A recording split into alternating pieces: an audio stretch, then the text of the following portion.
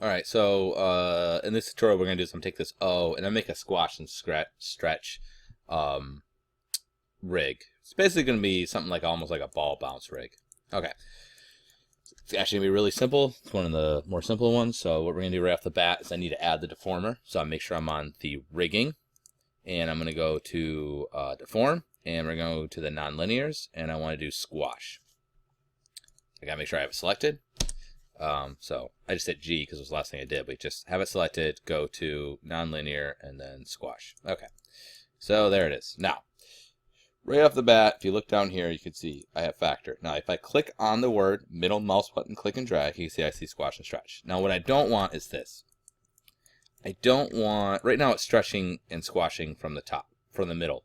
I want to do it from the bottom, okay? So in order to do that, I need to change the way this is, okay?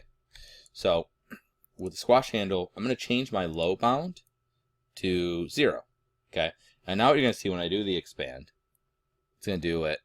It's stuck right there. It does it from that spot.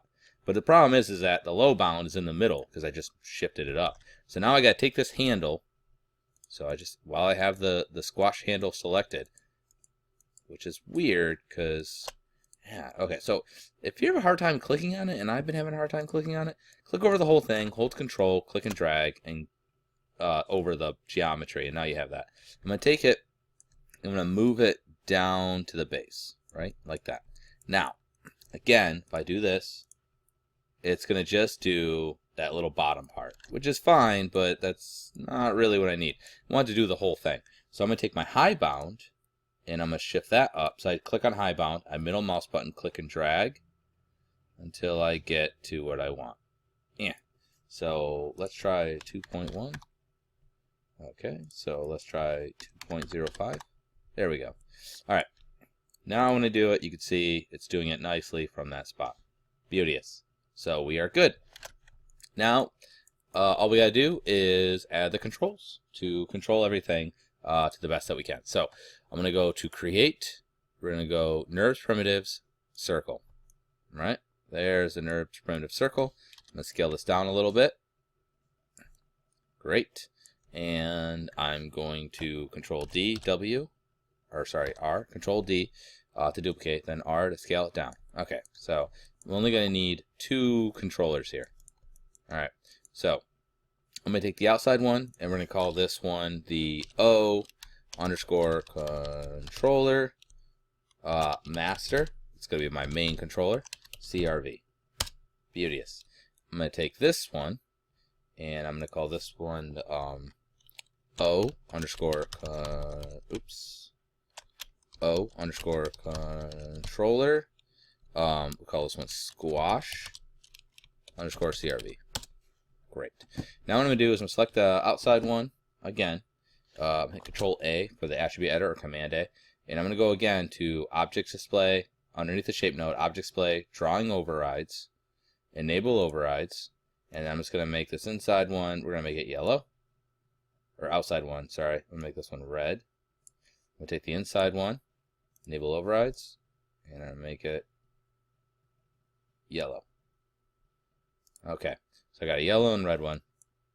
Now, go back to Channel Box Editor, and I'm going to go ahead and freeze these. Modify, freeze transformations, and I'm also going to do Edit, Delete by Type, History. Okay? Good. And that will delete the extra history. Alright, now, they don't do anything currently. So, we need to make them do things. So, right off the bat, I'm going to take this, I'm going to take the squash controller here. So I just have the squash handle. Let's try this again. I'm going to click over the whole thing, hold control, click and drag over everything but the controller. So now I got the controller, squash handle controller. I'm going to take that and I'm going to parent it to the squash, or the squash handle, the deformer. I'm going to parent it to the controller. So I have that. Just select the controller, hit P. So now when I move the controller, it moves the handle as well. Good. This way it'll allow me to actually rotate it, which is good. All right. Now, what I'm also going to do is I'm going to take the geometry here, and I'm going to shift select the master controller and hit P. So now when I move the master controller, it'll move the geometry. This one moves the deformer, okay? And I'm going to take the squash controller and parent that also to the master controller. So now when I move the master controller, it moves everything, okay? Good. All right, so we're getting pretty close to what we need. Actually, you know what? I'm going to take this squash controller and I'm going to hit Shift P and unparent it. I actually don't want it to move with that. That was a mistake, sorry. So select this the squash controller, hit Shift P to unparent. I don't actually want it to be parented with this. You'll see in a second why. All right. Now, this will rotate the squash and stretch controller, which is cool because it'll allow me to basically affect the direction of the squash and stretch, which is what I want. But what I don't want is I don't want to be able to move it, and I don't have to select it specifically. So I'm actually going to hook it up to the squash controller. I'm going to add an attribute to this. So I got the squash controller, the curve, okay? I'm going to go to Edit, Add Attribute. Not the handle, but the curve that we created. And I'm going to call this one, I'm just going to call it squash. It's a float, scalar. I'm not going to add any values here, and hit OK. So now you see a squash attribute. Now what I need to do is I want to take this and connect it to the squash controller, or the squash handle, the deformer. So I want to connect this to the factor of this, okay? So we're going to go to Windows, General Editors, General Editors, Connection Editor. And here, what I'm going to do is I'm going to select the curve and a reload left. I want this to do the driving, and it's going to be the squash attribute that I just created onto this. Then what I'm going to do is I'm going to select the handle, and then I'm going to select the squash afterwards in the channel box here. Make sure you select the squash, not just the handle, but the squash down here. Reload right. So I want to hook up squash to the factor. Okay, so you can actually see that factor on this is yellow. That means it's being spoken for. This curve here now, when I do this, it actually changes that thing's value. Good, so now that's plugged in. Great. And when I rotate it, I can rotate this, and then I can use the squash and stretch and change that value, which is great. Okay, so that makes me happy and makes me feel warm and fuzzy. Now, what I want to have happen is this. I want to be able to move this around and have this follow it, but I don't want, when I rotate it, to rotate. I just want it to follow it position-wise. Because I want to be able to move this ball around and have this follow it, but I don't want, when I rotate the master here like this, that this rotates with it. Because I want to be able to have the squash and stretch. I want it to have it run, you know, separately, so I can still do this regardless of how the object's rotated. So what we're going to do is I'm going to select this. We're going to use a constraint. We're going to use a point constraint. So I select the master controller. We do it the opposite of how parenting works. Normally with parenting, you select the child that you want to be, and then the parent. With a constraint, you select the thing that's kind of the parent that's going to be applying the constraint, then the child, in a sense. So I'm going to select the outside curve, then the inside curve, and then I'm going to go to constraint. I'm going to go to point. And now what's going to happen is when I go to move this, it will move the curve, or it'll move the control underneath. However, you'll notice if I rotate this, it does not rotate it. It only affects, and you can see if I select that curve, see this little blue over here? Only affects the translates. It only affects the movement of it, doesn't affect anything else, which is exactly what I want. So now I can move this, and that is not affected. Great. Okay, so that's all looking pretty good. Great, and that's what I wanted. So now let's go ahead. I'm going to go to Windows, Hypergraph Hierarchy, and we'll see what we have here.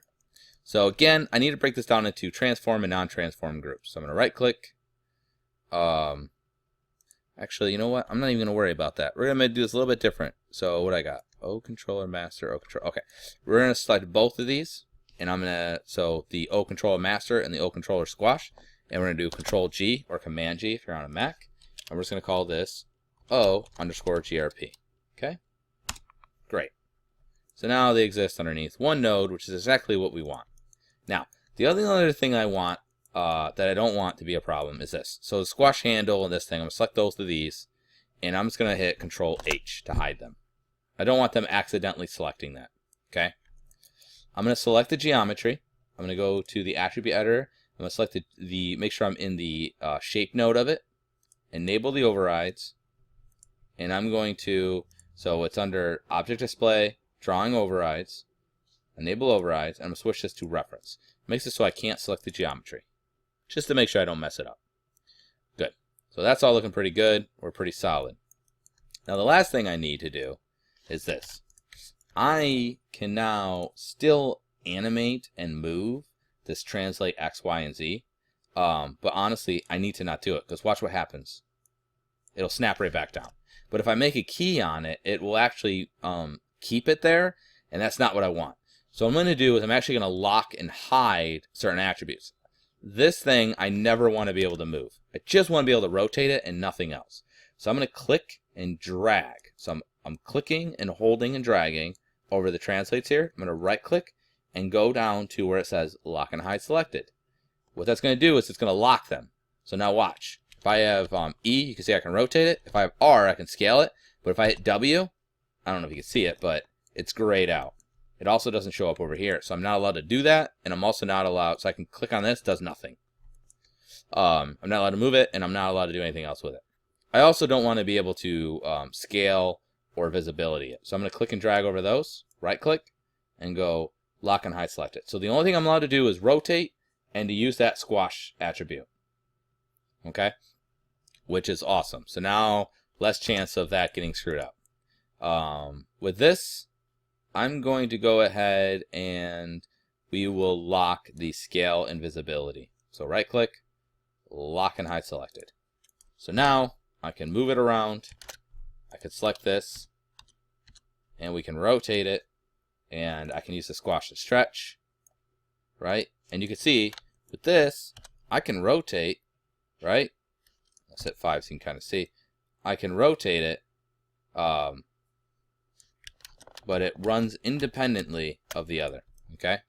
Oops. There we go. And the rig is good. So we have a nice clean rig. So I'm gonna do Control Shift S, and we're gonna save this as the next version.